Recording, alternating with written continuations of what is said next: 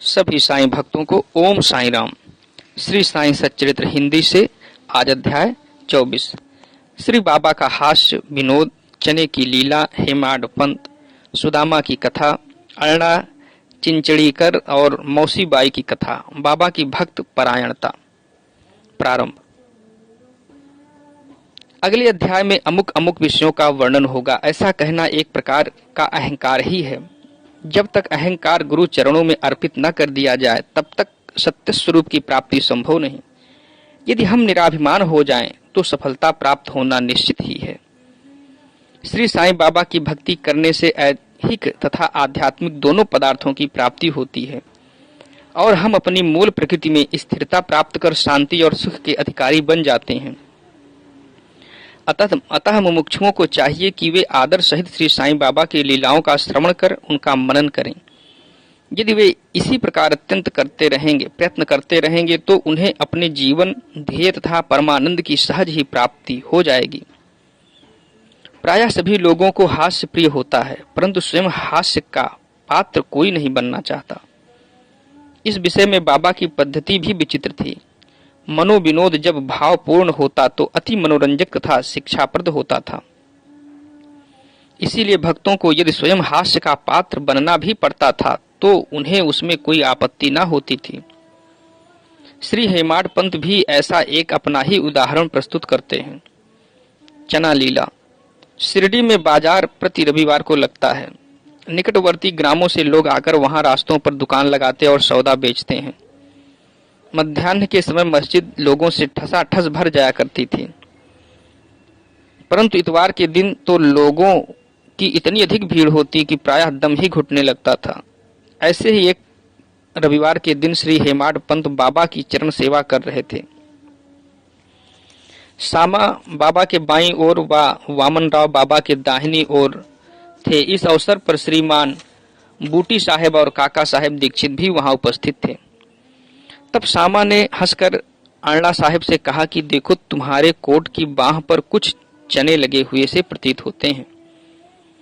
ऐसा कहकर सामा ने उनकी बाह स्पर्श की, जहां कुछ चने के दाने मिले।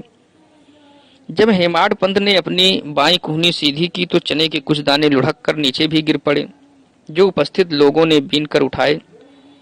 भक्तों को तो हास्य का विषय मिल गया और सभी आश्चर्यचकित होकर भांति भांति के अनुमान लगाने लगे, परंतु कोई यह न जान सका कि ये चने के दाने वहां आए कहां से और इतने समय तक उसमें कैसे फंसे रहे।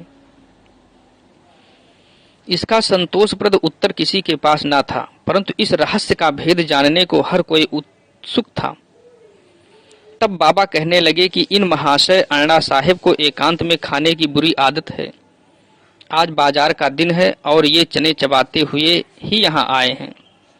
मैं तो इनकी आदतों से भली भांति परिचित हूँ और ये चने मेरे कथन की सत्यता के प्रमाण हैं। इसमें आश्चर्य की बात ही क्या है।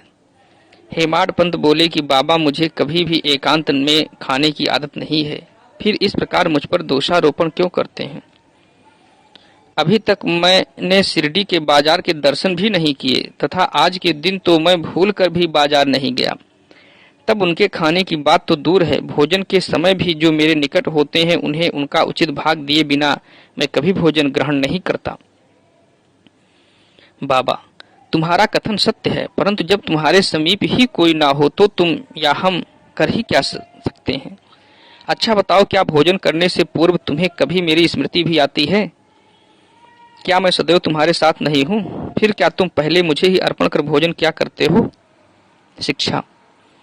इस घटना द्वारा बाबा क्या शिक्षा प्रदान कर रहे हैं, थोड़ा इस ओर ध्यान देने की आवश्यकता है। इसका सारांश यह है कि इंद्रियां, मन और बुद्धि द्वारा पदार्थों का रसास्वादन करने के पूर्व बाबा का स्मरण करना चाहिए। उनका स्मरण ही अर्पण की एक विधि है। इंद्रियां विषय पदार्थों की चिंता किए बिना कभी नहीं रह सकती। इन पदार्थों को उपभोग से पूर्व ईश्वर अर्पण कर देने से उनकी आसक्ति स्वभावतः नष्ट हो जाती है। इसी प्रकार समस्त इच्छाएं, क्रोध और तृष्णा आदि कुप्रवृत्तियों को पहले ईश्वरार्पण कर गुरु की ओर मोड़ देना चाहिए। यदि इसका नित्याभ्यास किया जाए तो परमेश्वर तुम्हारी कुवृत्तियों के दमन में सहायक होंगे।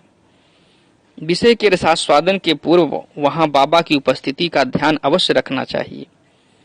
तब विषय उपभोग के उपयुक्त है या नहीं, यह प्रश्न उपस्थित हो जाएगा और आचरण में सुधार होगा।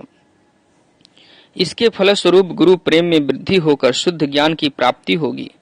जब इस प्रकार ज्ञान की वृद्धि होती है तो दैहिक बुद्धि नष्ट हो चैतन्य घन में लीन हो जाती है।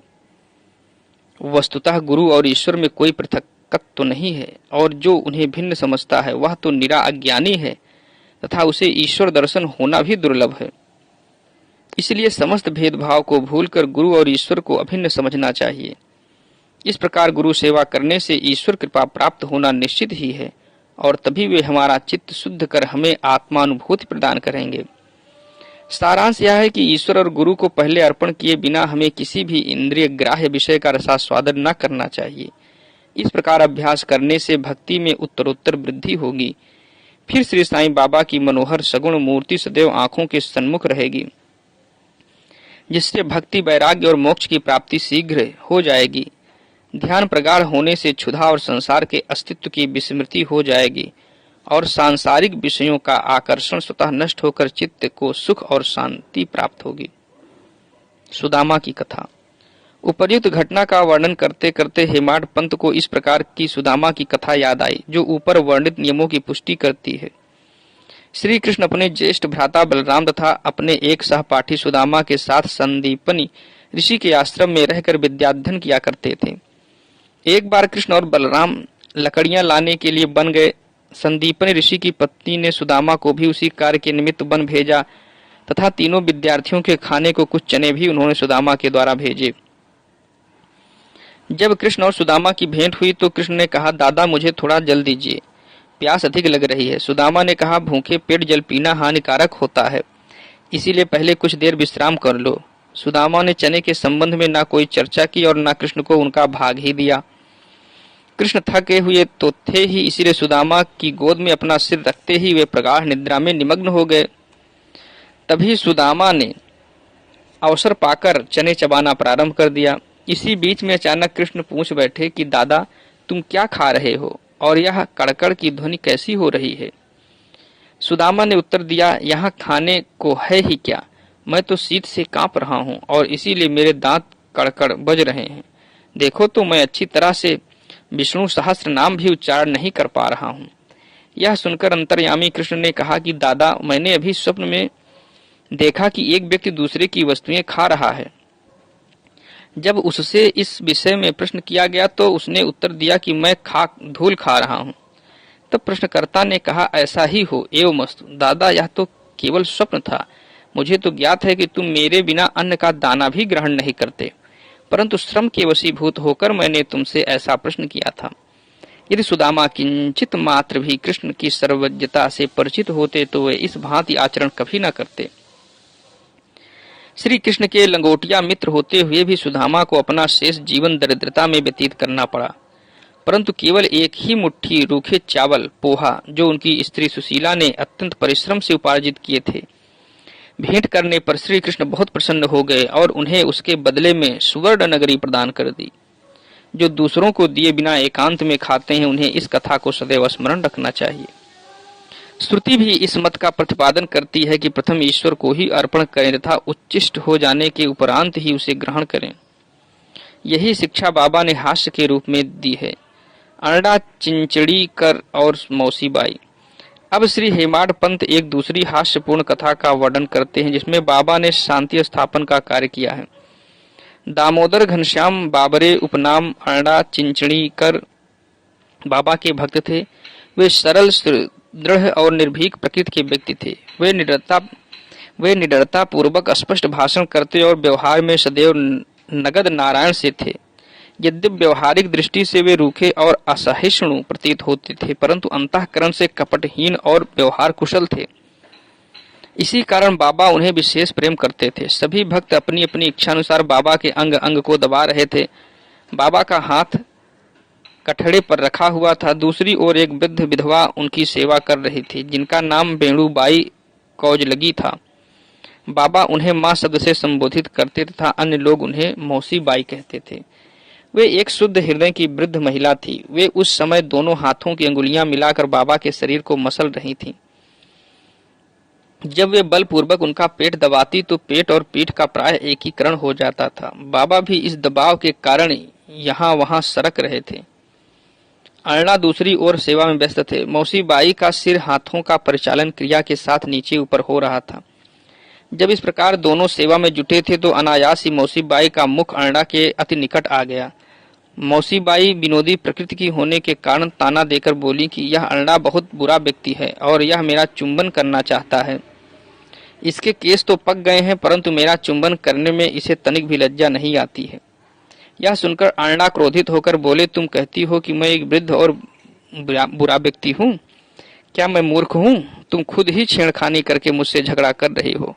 वहां उपस्थित सब लोग इस विवाद का आनंद ले रहे थे। बाबा का स्नेह तो दोनों पर ही था, इसलिए उन्होंने कुशलता पूर्वक विवाद का निपटारा कर दिया। वे प्रेम पूर्वक बोले, अरे अरुणा, व्यर्थ ही क्यों झगड़ रहे हो? मेरी समझ में नहीं आता कि माँ का चुंबन करने में दोष ही क्या है। बाबा के शब्दों को सुनकर दोनों शांत हो गए और सब उपस्थित लोग जी भर कर ठहाका मारकर बाबा के विनोद का आनंद लेने लगे। बाबा की भक्त परायणता। बाबा भक्तों को उनकी इच्छा अनुसार ही सेवा करने दिया करते थे और इस विषय में किसी प्रकार का हस्तक्षेप उन्हें सहन न था। एक अन्य अवसर पर मौसी बाई बाबा का पेट बलपूर्वक मसल रही थी, जिसे देखकर दर्शक गण व्यग्र होकर मौसी बाई से कहने लगे कि माँ, कृपा कर धीरे धीरे ही पेट दबाओ। इस प्रकार मसलने से तो बाबा की अतड़ियां और नाड़ियां ही टूट जाएंगी। वे इतना कह ही न पाए थे कि बाबा अपने आसन से तुरंत उठ बैठे और अंगारे के समान लाल आंखें कर क्रोधित हो गए। साहस किए किसे था जो उन्हें रोके। उन्होंने दोनों हाथों से सटके का एक छोर पकड़ नाभि में लगाया और दूसरा छोर जमीन पर रख उसे पेट से धक्का देने लगे। सटका सोंटा लगभग 2 या 3 फुट लंबा था। अब ऐसा प्रतीत होने लगा कि वह पेट में छिद्र कर प्रवेश कर जाएगा। लोग भयभीत हो उठे कि अब पेट फटने ही वाला है। बाबा अपने स्थान पर दृढ़ हो उसके अत्यंत समीप होते जा रहे थे और प्रतिक्षण पेट फटने की आशंका हो रही थी। सभी किंग कर्तव्य विमूढ़ हो रहे थे। वे आश्चर्यचकित और भयभीत हो ऐसे खड़े थे मानो गूंगों का समुदाय हो। यथार्थ में भक्तगण का संकेत मौसी बाई को केवल इतना ही था कि वे सहज रीति से सेवा शुश्रूषा करें। किसी की इच्छा बाबा को कष्ट पहुंचाने की न थी।